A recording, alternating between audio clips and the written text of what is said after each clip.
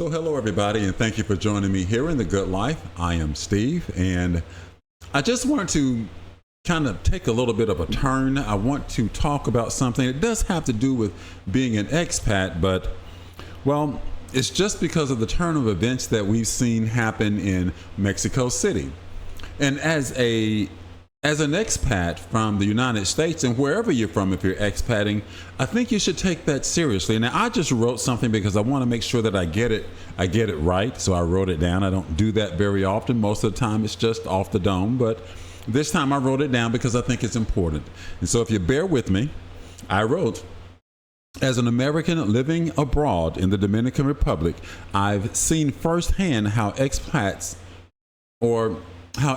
life can shape a community, for better or for worse. But what happened in Mexico City, or what's happening over there right now, well, it's different. Back on July 4th, if you remember, 2025, hundreds of locals marched through Roma and Condesa, I think is how it's pronounced, protesting the rising tide of U.S. digital nomads and expats. What began as a peaceful demonstration against gentrification, and we're going to talk about that here, and cultural displacement, talk about that too, turned into the city's largest anti-foreigner protest in recent memory. So, I want to try to unpack some of the deeper issues behind the unrest, skyrocketing rents, cultural erosion, and the growing resentment toward outsiders who don't ever really integrate. I also want to reflect on what it means to live respectfully as a guest in someone else's homeland. And whether we as immigrants, yes, Americans and Europeans, Canadians, we are immigrants in these people's country. And I can't help but ask the question, are we actually listening?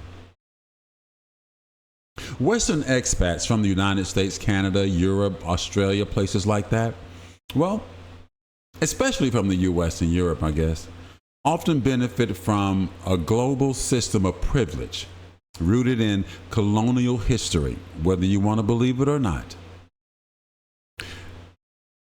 And then when I think about the people who are from the global South, how they are often viewed as desperate or illegal. There's sort of a double standard here that fuels the resentment in places like Mexico City, where locals are seeing rents rising, and cultural displacement as a consequence of an unchecked influx of expats. As American expats, we move to a place many times, and this is what we see happening in Mexico City. We move to a place, and by golly, what we do is we move in and we want to turn it into wherever we came from. One would think that if you want so much of what you came from, go back. We move to these places because, let's be honest, for the most part, we're moving to these places because it's more affordable for us. We have a US dollar, a Canadian dollar, a European euro, whatever it is you're spending, whatever it is you're buying with, that conversion rate is beneficial to us, and that gives us an opportunity to have a better lifestyle without spending nearly as much money as we would back home.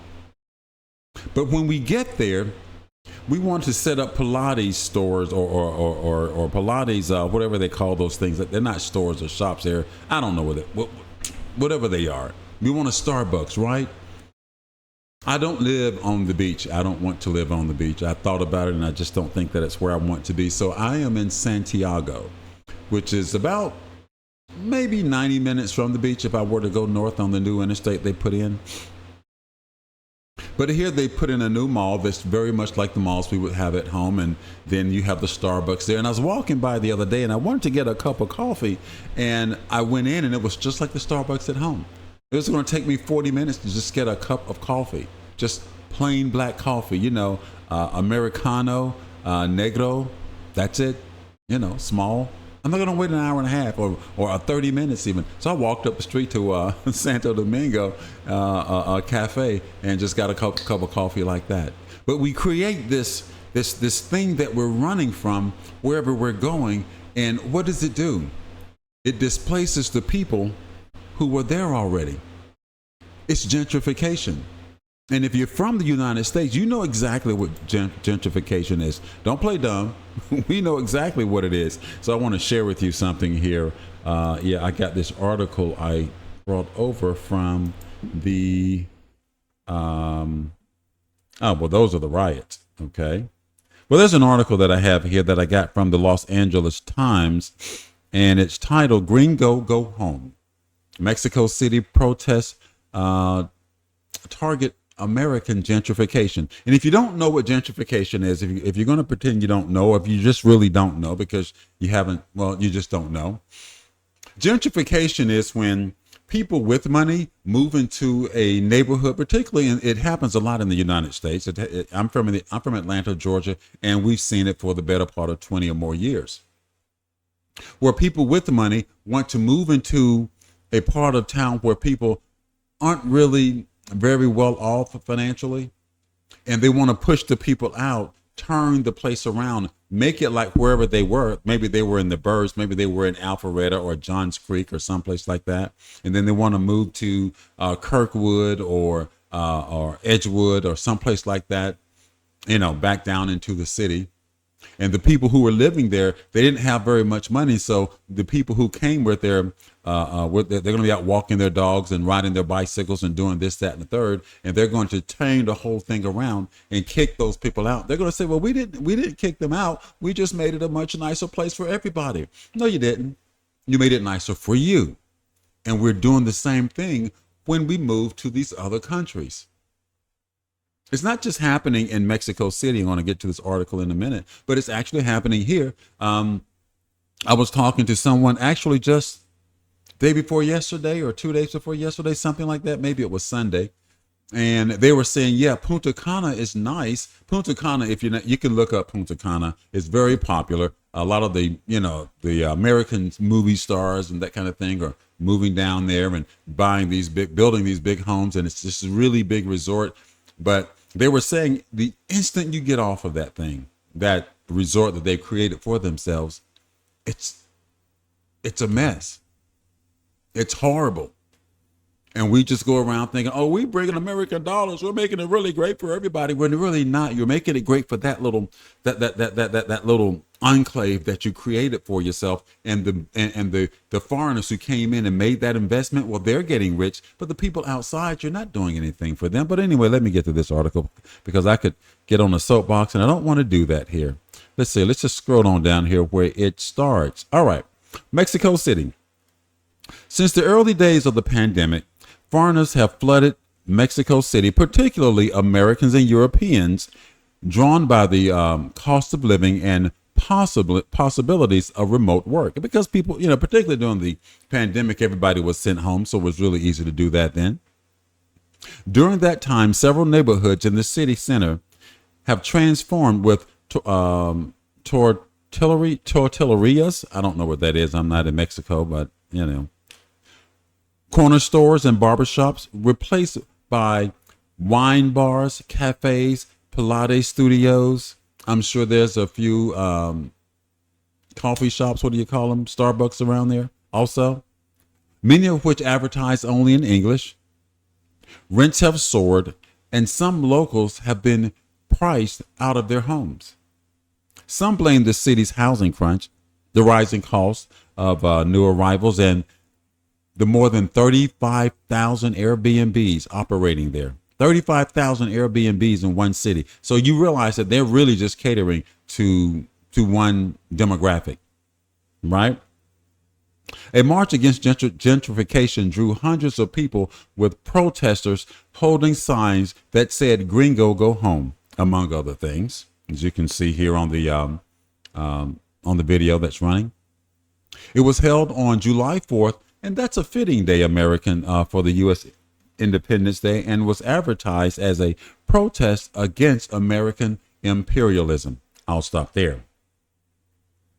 American imperialism, American colonization, and that is what we're doing. Gentrification is colonization by another word or by another name. It's basically the same thing. You move in, you take over, you change the culture, and you tell everybody else to get on board. Why can't we just be better neighbors? Why can't we move in? Listen, I moved here and I'm not looking to go out and, and shine and say, hey, listen, you guys, I'm from the US and you need to do things my way. And, I'm used to having, this, that, and the third. I mean, back home, I'm used to certain, things being a certain way. And you guys need to accommodate me because I've got that American greenback. If I'm all that, why don't I just go back home? If I like it so much, if that's what I want, if we like that so much, why don't we just stay home? I'm not here trying to change anything. This is their country, and I am a guest. And I need to recognize that and act like a guest. I wouldn't come into your home and say, well, you know what, James, you know what, Sally, you know what, John, you know what, Debbie.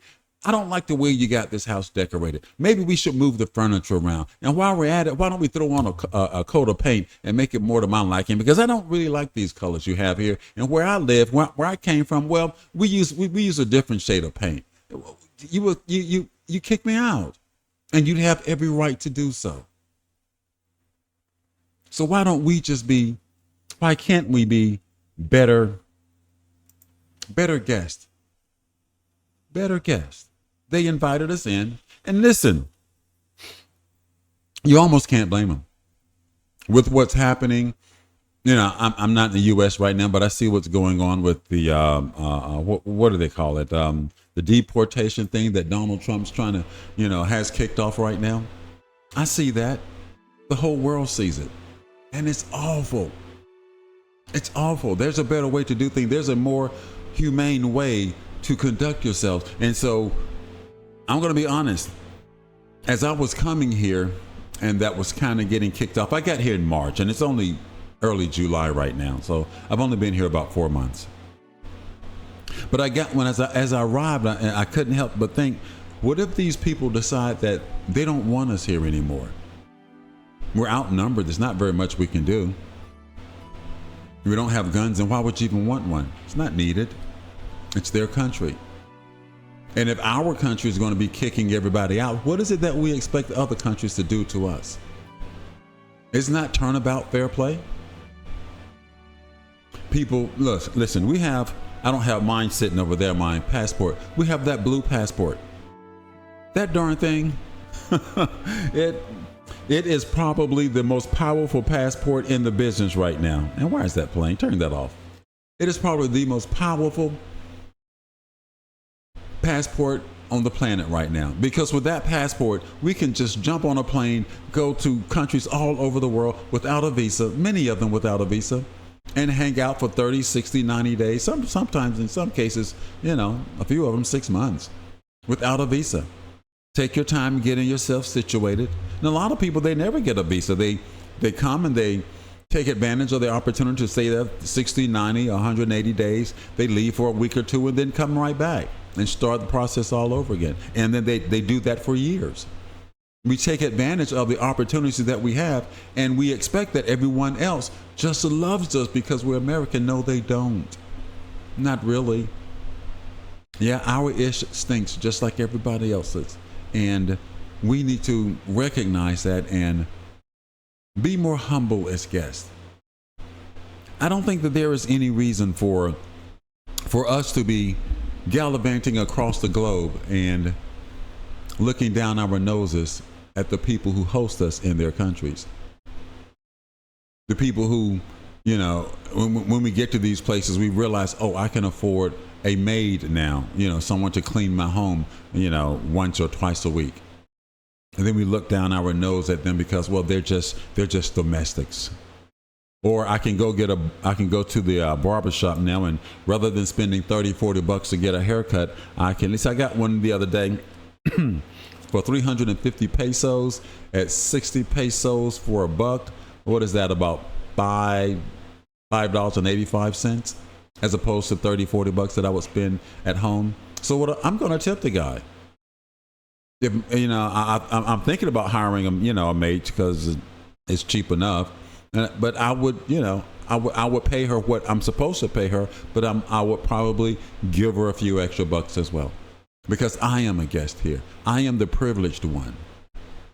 Wherever I go, I try to let people know that, hey, listen, I know that I am a guest in your home.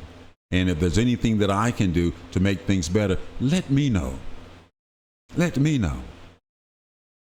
But what's happening in Mexico City right now is the result of people showing up thinking that they're better than everyone else, thinking that they are better than the people who are actually from that soil, and then saying, well, make it to our liking because we are from this place or from that place. And I know Americans are really, really bad at it. I've been traveling around the world for years, and everywhere I go, I see it. I see it when I go to Jamaica. I see it when I go to Mexico. I see it when I'm here. I've seen it for the better part of 40 years when I was over in the military in South Korea. And people think that, well, because, and back then, well, you know, we're protecting your country, we're this, that, and the third. They probably wish we just leave their country. We have to be better at what we're doing. We have to be better guests. We have to be more appreciative of the people who invite us in. And maybe we should think about how we can make their lives better, since we are the ones with the privileged US dollar or Canadian dollar or euro or whatever it is you're using. Maybe we can be better people. I think we can. I don't doubt that we can. I think that if we look deep down into our souls and ask ourselves, you know, if we were in their shoes, how we would wish to be treated. And not in some condescending way or looking down our nose at people and thinking that we're better than them. No. But lifting them up. And I'll end with this because I think it goes both ways. I think that the governments of these countries, should require these companies that are moving over there who are doing all of this stuff and causing the prices to go up, they should pay a tax. And that tax should then go to the people to enrich their lives. Because the Starbucks goes over there, there's a Starbucks here at Agora Mall that opened just maybe right after I got here, I think. They should pay a tax. It's a multi-billion-dollar company, and these are very, very poor people. If I took you around and showed you some of what I've seen, it might bring tears to your eyes. We don't know poverty like they have here in many of these places where expats like to go. It is different. It is different from what we're used to, and most of us just choose to stay in our enclaves and pretend it doesn't exist, but it does. And it hurts. And I know I hear people say, oh, but they seem so happy. They don't have anything and they are so happy. Oh, if we could just be as happy as them. No, they're not happy. They're not happy. They're not happy without running water or without electricity. They're not happy in those conditions. But we could make it better if we just try. I think we can do that. Listen. I've been rambling almost 20 minutes now, so I'm going to shut this thing down. But I want to thank you for joining me. And listen, let's just be better neighbors to the people, or better guests to the people who invite us into their homes. Whether you're traveling on vacation or on business, or if you're expating and deciding to leave your country of origin and make a life in Mexico, here in the DR. Panama's getting really, really hot right now. Let's make it a point to be kinder to the people who invite us into their homes, because they, just like us, are fearfully and wonderfully made in the image of the Creator.